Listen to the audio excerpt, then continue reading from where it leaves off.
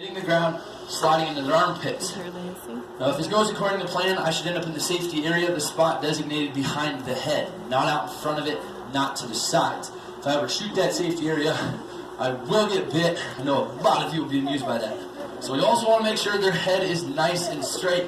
They can't see anything that's directly behind them. So theory is, as long as their head's nice and straight, I should be able to come up behind her, jump on her back without her noticing I'm there until the very last second. At that point, we just hang on and pray. So, we're going to make sure the head's nice and straight, facing you guys. Don't want her to see us coming. That guy's staying right there for now. Let's give her a fake tug, see how she's going to do. Okay, so, scoot forward a little bit. All right, we're going to spin around one more time, because I'm nervous. So, we're going to spin her around in a circle here. Oh, she's catching on to me. We're going to spin her back the other direction, see if we can confuse her a little bit. We're going to do this real quick. As soon as her head gets straight, facing you guys, we're going to go ahead and tug on her tail. Maybe not. I told you she's smart. She hates me. Just like all females.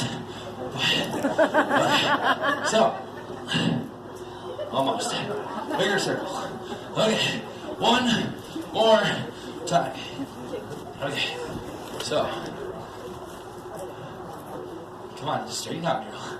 She knows I'm coming. It concerns me a little bit. Okay, head's nice and straight. Those guys are good. Alright.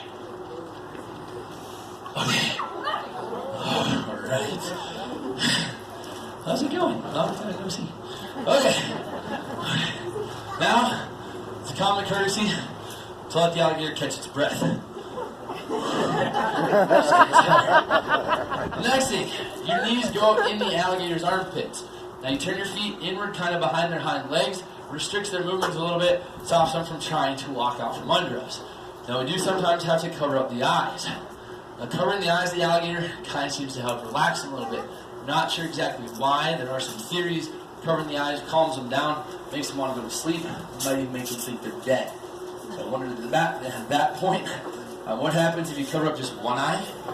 Are they half dead? Just so you are aware, with these animals, their brain is about the size of a walnut. It is relatively small in comparison to the size of their body. It's only about but their brain is still also twice the size of mine.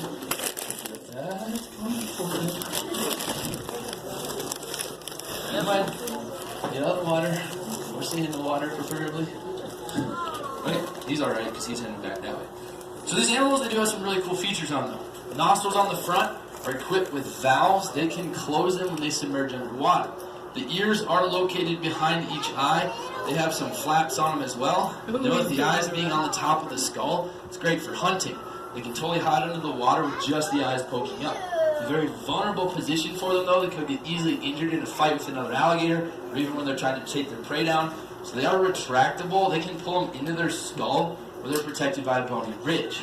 Next thing is, if she does ever open her eyes, you're going to notice they almost seem to roll in her head. This is due to a secondary eyelid called the nictitating membrane. It acts like a built-in pair of diving goggles and actually allows them to see underwater.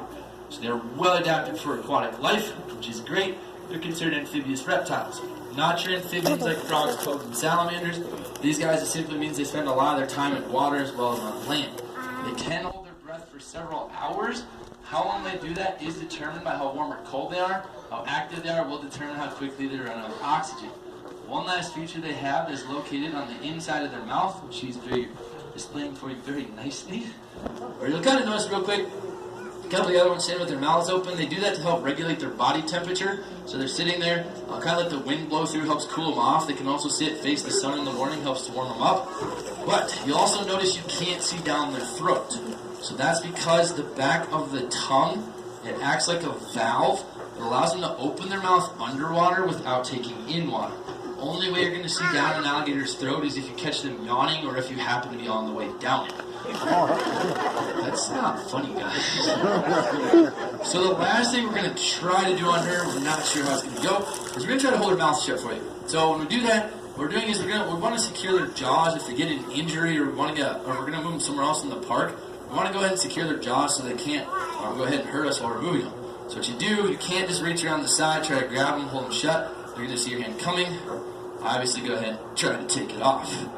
So, we're going to see if this is going to work or not. Might not be able to do it to her because she might try and kill me if I do it. Okay, so, shh, sleep, shh, it's okay. Alright, so, now, excuse you, sir. So, we're going to see if we can do this here real quick. Not sure if we're going to be able to or not. But, hey, we're almost done. We're almost done. Hey, you stay in the water, you little guy. Back off. Okay, so. Go ahead. Ooh. That'll teach you how to sneak up. Okay, so we're going to do. Alright. So we're going to go ahead. You don't want to get your hands pinched in the back because even that still kind of hurts a little bit. So, go ahead. Should I get the popcorn? You're dropping popcorn. Not having that happen today. No. Okay, so, we're going to go ahead. Me too. See if we can do this. It's okay. We're almost done. We're almost done. Maybe not. Maybe we will. We're going to find out here real quick. Okay. So, force jaw shut. Rock back with your head. Now. Ooh. Okay. Now, pulling your head back, it doesn't hurt her at all. What it does do further helps restrict your movement, stops her from trying to back out from under us. It's also at this time then that we could have someone else who works here come around the front and tape it shut. That way we're not worried about getting bit or movement or anything like that. It's a great trust exercise out here. Wonderful team building activity. Taping an alligator's mouth shut together. So this is how you hold an alligator's mouth shut. If you guys are down in Florida or anything, you want to go ahead and do it yourself. Now you all know how. Next, the most important part is knowing how to get off. So you cover up their eyes, look behind you, beside you, make sure their buddies aren't sneaking up, and just kind of push down, jump off, and run away screaming. Alright, so let's give her a round of applause. That's a good alligator. Alright, the next portion to come to is the feeding part. You kind of notice they're starting to get a little bit more active. They're also all starting to kind of face this direction. We call that the buffet line. Look at that, she's all nice and posed. It's a model alligator for you right there. Now with these animals also, if you look at their teeth, they're conical in shape, round and pointed, not necessarily built for biting at large chunks of food. So if an animal is too large for them to swallow whole, they're going to grab a hold of it, shake violently to tear it apart into smaller pieces. Now if there's other equally hungry alligators or crocodiles in that same area, they'll grab that creature as well and spin in the water doing that death roll in order to tear off smaller chunks. Now if we came out here, threw down a big piece of food for them all to tear apart on their own, it wouldn't be too long before you do start to see lots of injuries like you do in the wild. They get a bit careless when they're fed. They don't mind taking part of a buddy's leg off, part of their tail, anything like that. So, what we're going to do, we've trained them to associate this bucket with a sound signal, like a dinner bell, so they know it's time to be fed. That way they don't always just think we're coming out here throwing down food. So we're going to get a couple hits here, go ahead and see what's going to happen. Hopefully not too much. Riveting. We'll go ahead and feed her though. Here you go, girl. Nice catch. Now with those eyes actually being here, I'll give you two. You did such a good job today. Want another one? So with those eyes being situated on the top of their skull, they can't really see anything that's not right above them. They'll see the meat fly through the air, hear it hit the ground, feel the ground with their lower jaw. Right there. Now they do have to roll their heads to the side. You see their heads are far too long, their necks are too short, just to reach straight back down and pick it up. Now, when we're feeding these ones in the water, with those tongues acting like a valve in the back, they can't swallow below the surface. So they're going to go down. Come on, good boy. They're going to go down, find that piece of chicken, bring it back up, where they're going to make that chewing motion once again. Come on.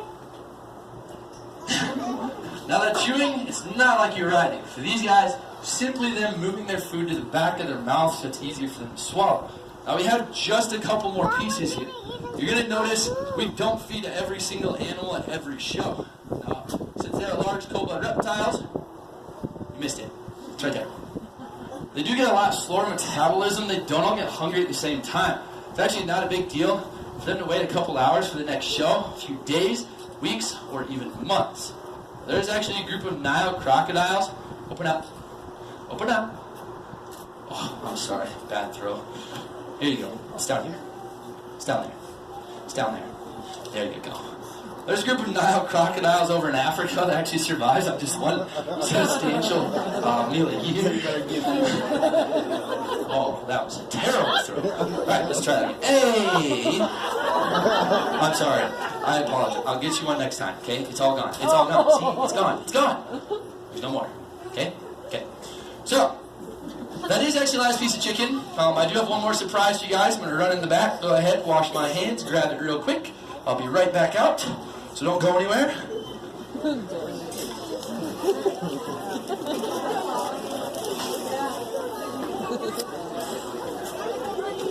Alrighty. Oh, I missed you guys too. Oh, this little guy. This little animal right here, this is our 2-year-old American alligator named Fluffy. Fluffy. Fluffy here, he's really small. When they're born, they're only about 6 to 8 inches in length, though. The mother will even protect the young for the first couple of years. It's possible she has to protect this year's young from the ones that hatched out last year. They'll basically come back and try to eat their siblings. So if you do have a brother or sister out there, be very thankful they're not trying to eat you. Really concerned if they are, because they might be part of alligator. So, this guy right here, though, he's a little bit smaller. I can go ahead. I'm going to run him back, tape his mouth shut real quick so no one gets bit on accident. And I'll meet you guys on the other side of the glass over there if you want to pet him, take pictures, ask questions. Otherwise, it is the end of this show. The next show is that bird show at 2:30. Thank you all for coming out today, and I hope you enjoyed the show. Go get him.